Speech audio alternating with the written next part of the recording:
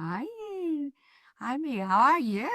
I'm good. Thank you so much for having me. How are you? I am doing great, thank you. I am so happy to have you. And I think so many people have signed up to be here today, and I'm really excited for them and for me too to learn about what are your tactics to get more clients or even to keep the ones you have or to be experimenting. I'm really a fan of experimenting. Nice. Do you know your human design by any chance? What do you mean by that? Sorry. Oh, it's a personality mapping tool that I use. If you don't know it, don't worry about it. It's too much to get into at this stage.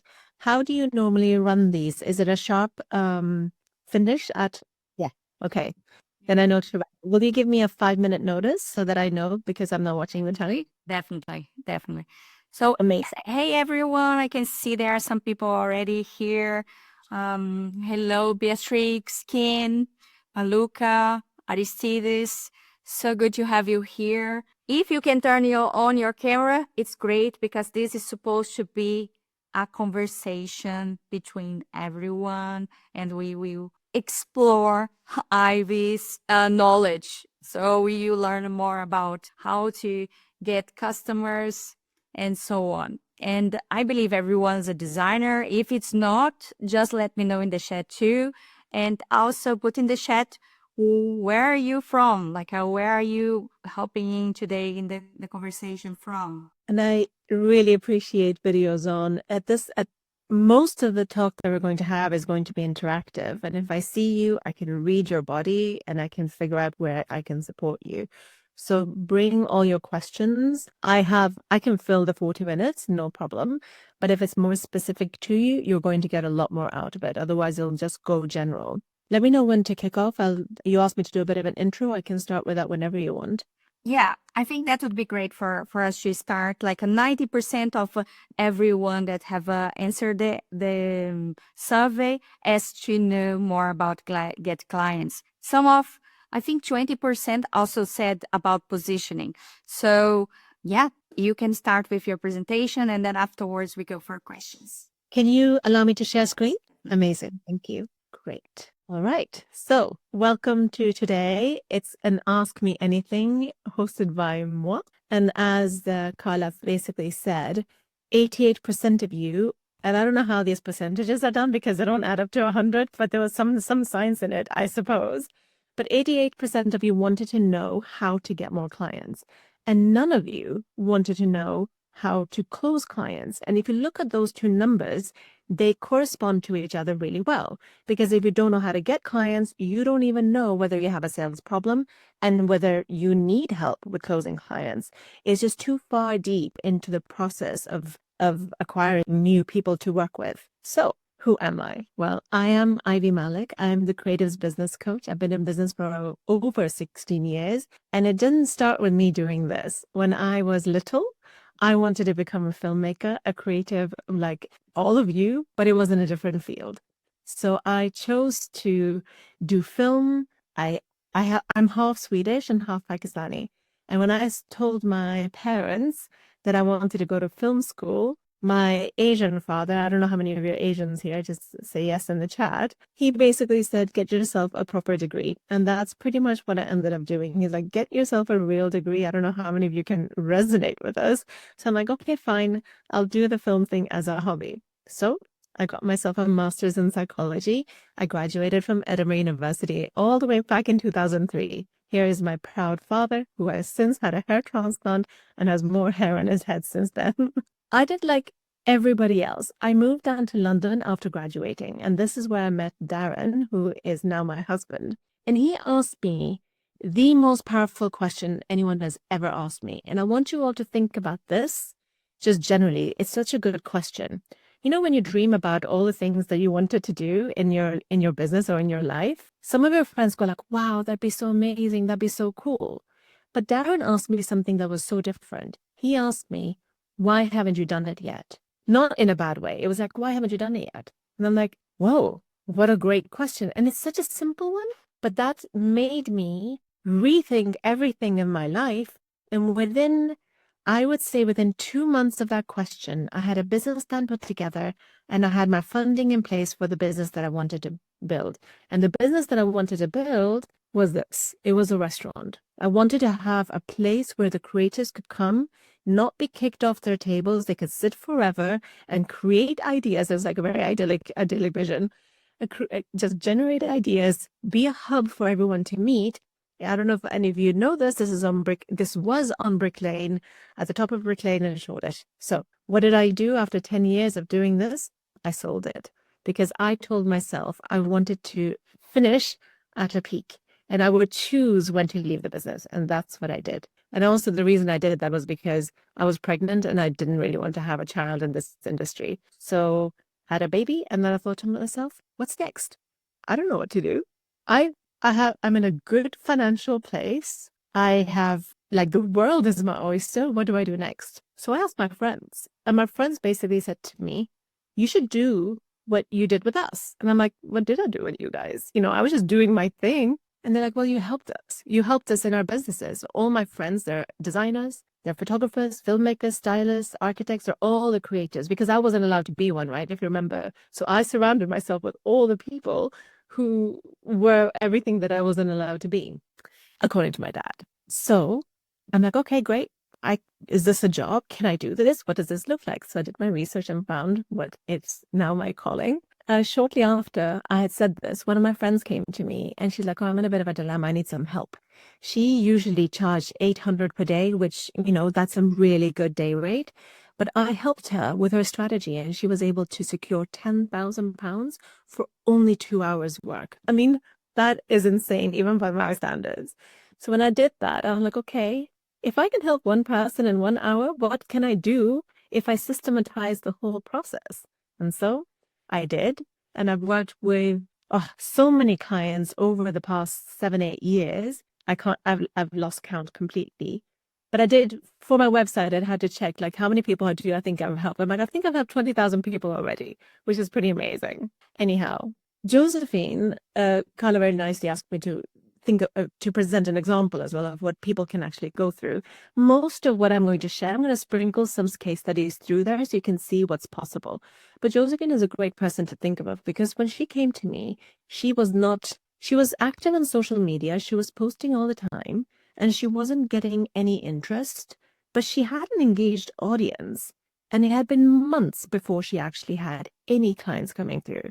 So we worked together, and I can't remember exactly how long. It was maybe it was over Christmas, so it took longer. 6 to 8, maybe 6 to 10 weeks after working with me, she had this result. She had 5 sales calls booked in 1 week, and then she closed 4 of them, which is really, really impressive after not having done anything for so long. And there are many results that I can share with you, which I'm only doing as per request. I was just going to launch into the AMA. But I've been doing this. I share my knowledge with all of you. I want to help you as much as I can. Take this time to think about what you need help with right now, and I will guide you through it. I do this through different communities all the time. So why don't we start with how to get clients? I'm going to stop share. I think that's where you want to start. Can I get a thumbs up in the chat? A yes, that'd be amazing. Thank you. I feed off your energy, so the more active you are, the more you'll get out of me. Okay. When I say, this is the interactive part. When I say, friends, I need to get more clients, what is the first thing that you think of? Put in the chat or raise your hand if you want to share. And the rules of sharing via mic, be short, concise, and to the point, and be in a quiet environment. What's the first thing you think of when I say, my name's Ivy and I want to get more clients? What do you think? Nando? I think 2 things. One, that you need exposure, and, 2, that you need to know what your clients need. So you need to know who they are. Okay, really good. So need exposure and what they need. And then what's the last thing you said? You need to know? Yeah, I think you need to know who they are, because to know what they need, you need to know who they are. But I think that's kind of the big cycle that goes through my mind. So I'm really glad that you said that, because the thing that I was looking for is that the first thing I need to know if I'm going to help you get clients is, well, who are they? So your thought process was pretty much in reverse order, because the last thing you want to do is exposure. You'll only get exposure if you know what they need. and you need to know who they are in order to know who they need, what they need. So if I ask all of you here, is this something that you're struggling with right now, getting clients? Yeah? Okay. How many of you know who it is that you're serving? Put in the chat the who. Nicole knows. She's confident in typing.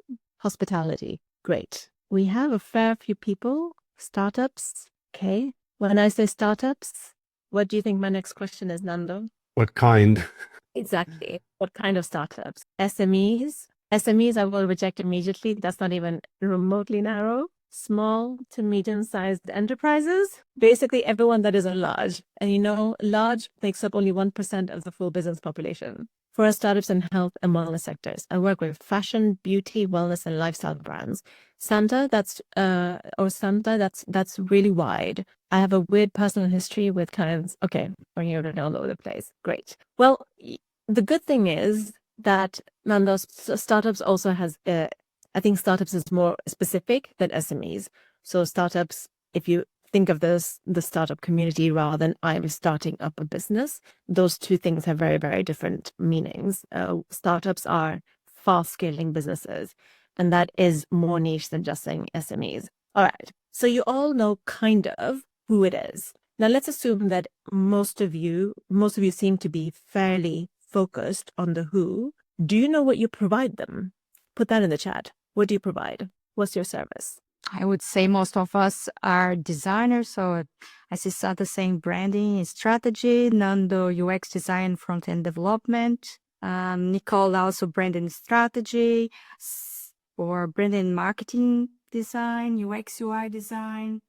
Excellent. Thank you. And you're right. Most of them are designers here, but it's really interesting to see what else you add on to that. Okay. Now I want to ask you, what is the problem that you solve? So if we think about wanting to get clients, we need to understand them. And that requires us to understand the problems that they have. So for myself, I understand that one of the problems that you guys face is how to get clients. The other problem might be how to close clients. Once you get them, the next problem will be how to close them.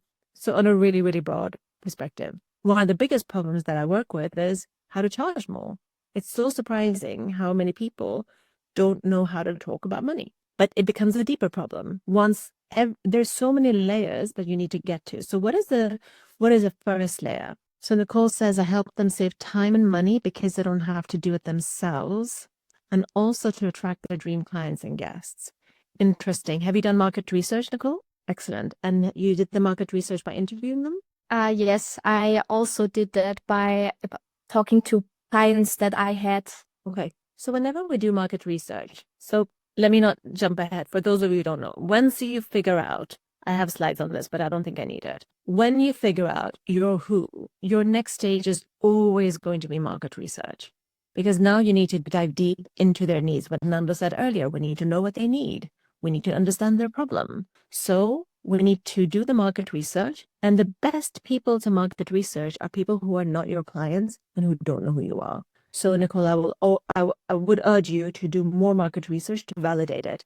Because what happens is that if I ask someone who's worked with me before, they're going to use my language. They're going to understand how I operate. And that means that I'm going to just get a validation of what I already do.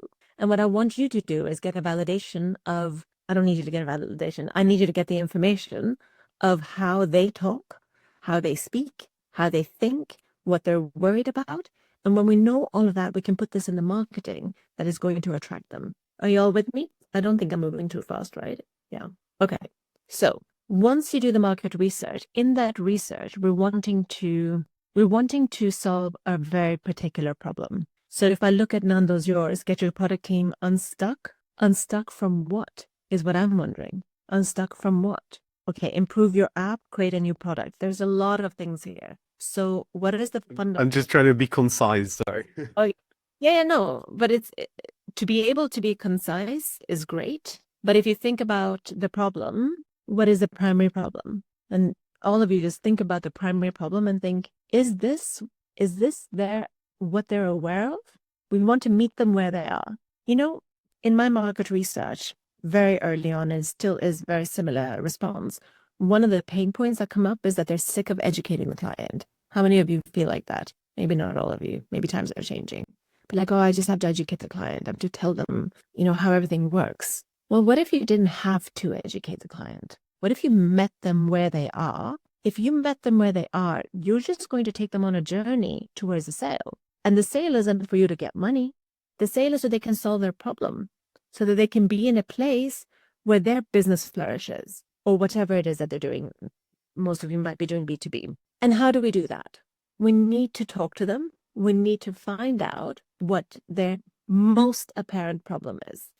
I specialize in sales. It's my love language. I love it. Do you know the problem everyone faces? It's not sales.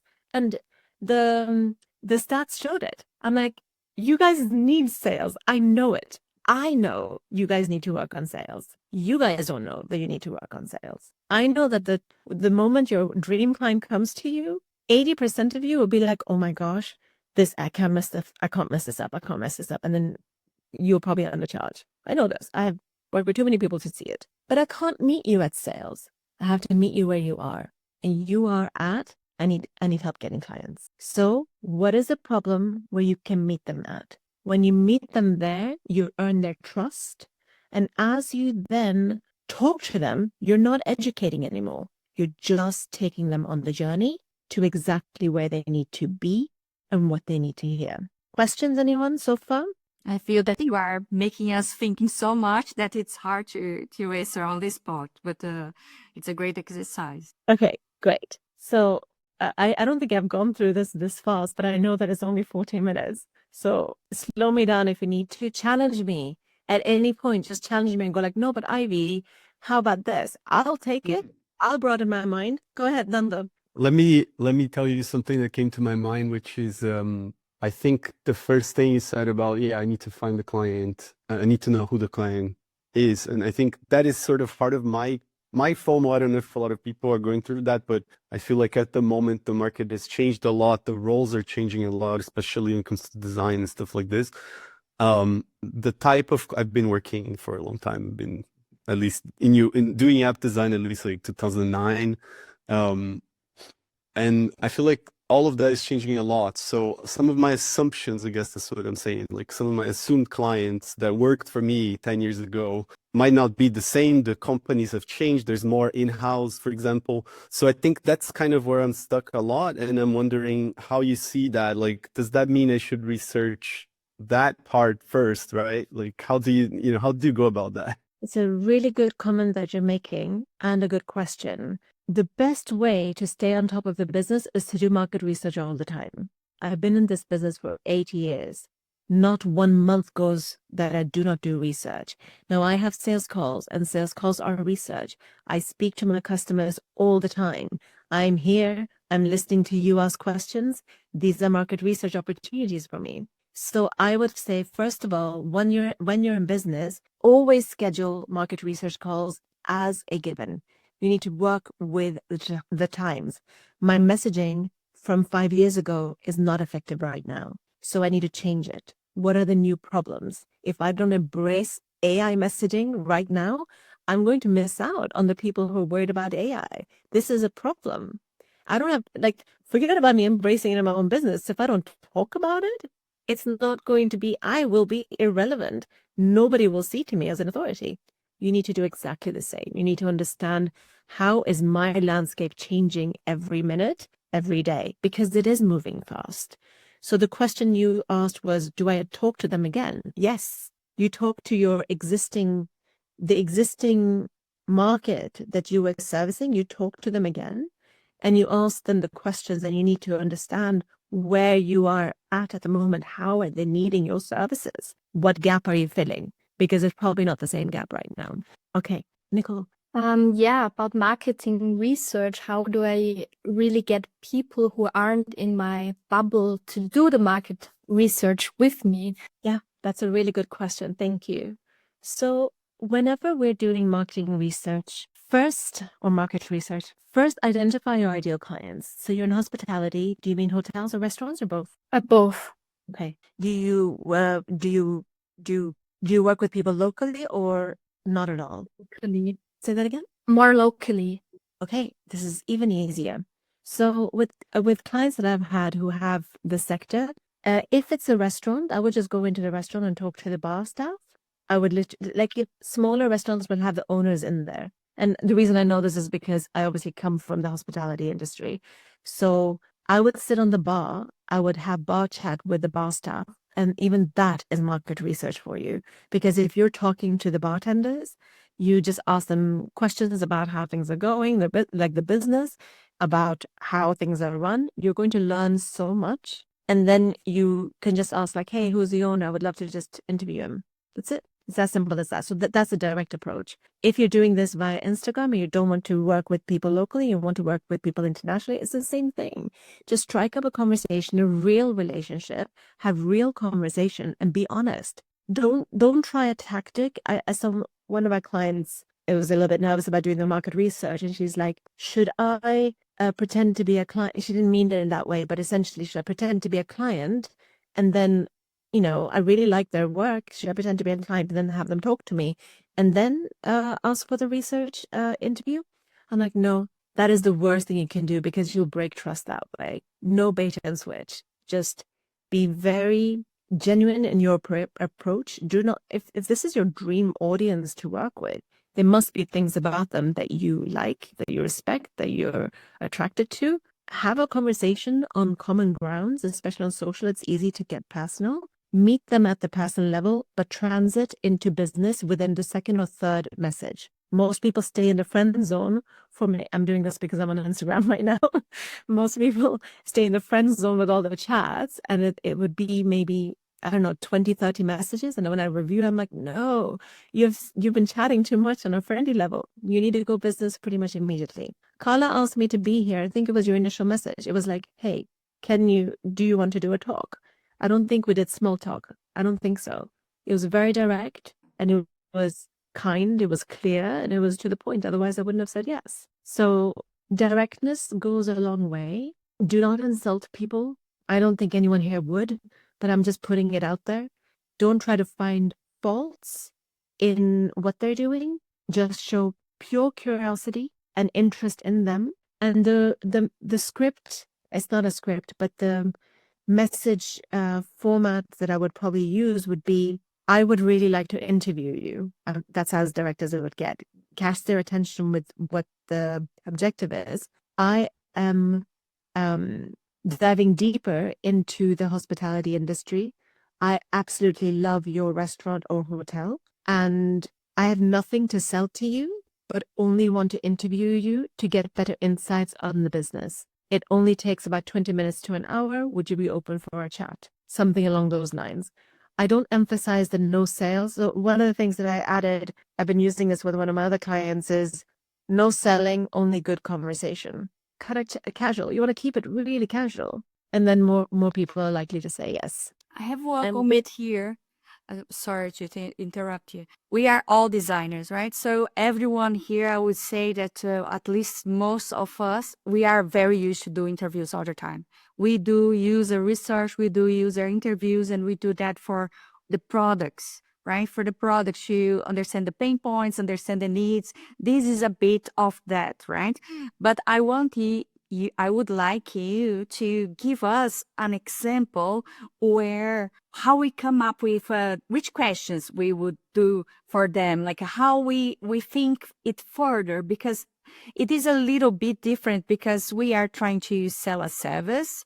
And most of the time, it's different of using a product, right? Which we are trying to make the user make some tests, doing some tasks, and see where we failed in design.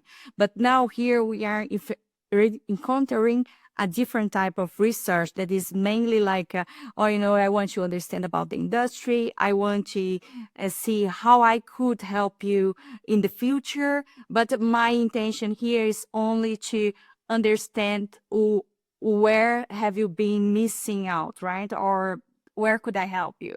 Or something different, like let me know more. Okay, let's role play it. So I'll be the interviewer and Carla, you be the product person. Tell me what kind of product you want to pose as. Like what kind of business? Let's say I would, I think it would be even too specific for most of us here because many of us can do many things. So can do UX, UI, can do front end, can do websites, can do branding. And that is also a trouble, I think, when you get to a repositioning, right? No? So let's say Is that bit is just your service. okay. So that bit is a service. So all of you guys can work with hotels. All of you guys can work with restaurants, correct? Sure. I mean, unless it's an app, maybe a restaurant, maybe they could have an app too, whatever. So let's just say let's take one type of business, and I'll show how it would apply to any one of you. I can't do a full market research call because we don't have that much time, but I will take some of the pivotal questions. But I need a little bit of help. So if you can tell me what your business is, so I can Okay, well, my business, I have a product I service to help you launch your app. launch a prototype. Okay, I know nothing about this, so this is how I would roll. Hi, Clara. Thank you so much for taking the time to meet with me. I know we only have about 10 minutes, and I really want to dive deep into your business so I can kind of get some insights. I really appreciate your time. Are you ready to dive in? Totally. Okay, fantastic. Can you tell me very briefly what it is that you do? I help customers get their app launched on the App Store and Play Store. Okay, and what kind of customers? Most of the times they are professionals. They have they are yoga teacher, professionals in the health, so psychologists, acupuncturists, yoga teachers, and others, or also mainly tech startups that they want to validate their ideas and they have no idea how to go to the market or to see if their idea is actually interesting to others. Okay, cool. That sounds really interesting. And how do you normally find your clients? Normally they find me. And so I have been through a huge time explaining what I do and so on. And I pivot many times until the point where people could understand that it's not really about the technology I use, but what I deliver for a customer. Okay. Guys, I would have a little bit more niceties. I would have a little bit more information about the business, a little bit more superficial things. But I'm going to dive a little bit deeper now. So if you were, what would you say is one of the main challenges you're facing in your business? I would say that more customers come to me or more customers know of these options. I think it's interesting point there. And what have you tried to reach more customers? Not much, really. I have been very open or networking. I have been speaking with others about it. I have been educating others about what I do. And I also have been creating my own products so others can see the final results of what I can build to life. Hey, that sounds really good. From a design perspective, as you know, I'm a designer. So from a design perspective, have you ever worked with an agency before? What type of agency? A design agency, branding. As an individual contributor, yes. But you are meaning as me hiring them, right? Yeah. No, never hired an agency. Do you do everything in-house when it comes to your... Yes. Yeah. Have you ever considered outsourcing that? Sometimes I did think of help of VAs, but it's really hard when you are doing the whole work and you want certain quality. And it's even harder if I am delegating the work of a customer and my name is tagged to it and someone don't deliver on time. Pain points, everyone. These are pain points, okay? So these are the ones that we're going to be diving deeper into. So what she said was quality. What she said was basically trust issues between the quality and she's a control freak at this stage. So I'm just like paraphrasing it. So now we need to dive deeper and try to figure out like, well, what would let her, I'll just ask the question. So if you were ever to consider outsourcing this, so that it can alleviate some of the time and pressure off of your work, what might have to be in place for you? I would definitely want to have a roadmap or something I could follow to see that the individual contributors would be on time. And I would also just take the part that I enjoy doing most and putting other people in line for the other parts that are not as pleasant. I'm going to get everyone involved here. What is a question you want to ask here? I have questions. Do you? Anyone? Carla, what are the parts that you enjoy doing the most? I enjoy the design part and also the building part.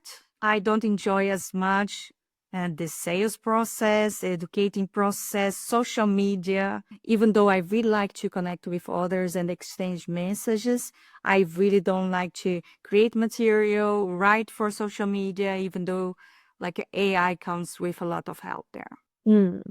So if there was someone who could provide you with alleviation of the social aspect of things, so they would take over on all of the social media, provided they can show you the roadmap, would that be something that you'd be keen to consider? And remember, this is not a sales call. I just need to understand you so you can freely speak, yes or no. Would that be something that you would be considering? It would depend how they work, depend what they have done before, depend on how much they would charge and how they would be remunerated, because I see a lot of people also is lacking on that. Okay, so you hire you stay there working for 3 months and probably don't do much. So I don't want that type of relationship. Okay. And what have they done before? So if you know all of these things you just listed, I want to know. So what have they done before in order for them to get a yes from you? Oh, I have worked in the past with other designers and for shorter times, for sure. That's why I have this huge list of requirements to work with me, I would say. Yeah, no, it's a good list. I don't think that it's a bad list at all. I'm going to cut it short there. So here you just kind of want to keep diving deeper and deeper and deeper. And what I want you to look at is I went really wide and then I went narrow to designers. And like this wasn't a perfect fit because I don't know what she was selling and I was like, okay, I'm just going to pretend being a designer, which is something that I do know. So in that respect, the moment I narrowed down, it got interesting. Did you notice? This is where I got the pain points. I got her objections, and we need to know objections beforehand because we need to tackle objections when getting clients. So for those of you, how many of you do content marketing? Nobody. One person out of One in the 12. video, and Tamara said that she's trying on the chat. Okay. So what are you guys doing to get clients? Let's start there. Maybe I jumped the gun a little bit. Beatrice is asking, any tips to get clients from social media, niche, web dev, and copywriting? Okay. Let me go into that in a second. Let me round up the market research so that we can close that off. Sure. Santa is saying cold outreach and networking. Like I'm so afraid of cold outreach. Like when I receive those messages on LinkedIn, I just creep out everyone that just wants to sell me something. Nicole is saying recommendation network, which I think works perfectly, right? And Summer is saying in-person networking, that if probably is even better. Yeah.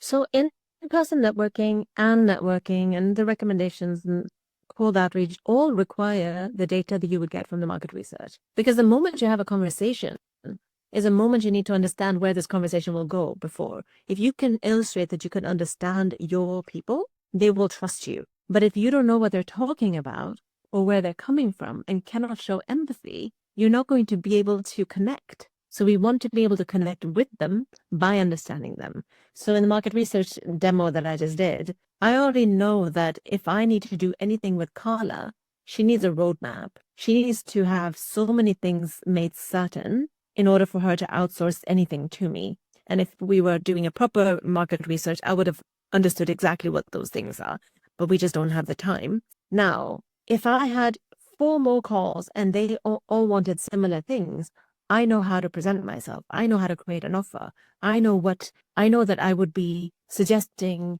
like, oh, Carla, why don't you and I just sit down and do a roadmap? And then she'd be like, oh yeah, this person does a roadmap. I like this. It's already ticking my box, and she'll be happy, right? So we want to do what they're seeking, and we need to understand what they're seeking. So once you do the market research, you know how to tackle these things. And then when you do marketing, let's say you actually did some other type of marketing rather than networking. Networking is absolutely fabulous, but pairing that with something else so that when they look at you on your website or in the social sphere, there will be more things to back up your personality that you've shown in person.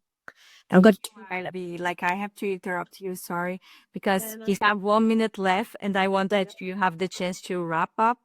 Like maybe If you want to come over again, I believe people, you have more questions, or at least take a look at the recording and answer those questions that you start with. I think that's super impressive. Thank you so much for coming and sharing with us. If everyone agree with me, you should turn on the camera and say hello to Ivy, and get her to come to us again one next time. I would love to learn more. What about you all? So I see a lot of thumbs up. 100%. Thank you. That was really, really good and inspiring. Yeah. Thank you. It was the fastest session I've ever had. My DMs are open if anyone wants to just close the loop on any of these things. I know there's a question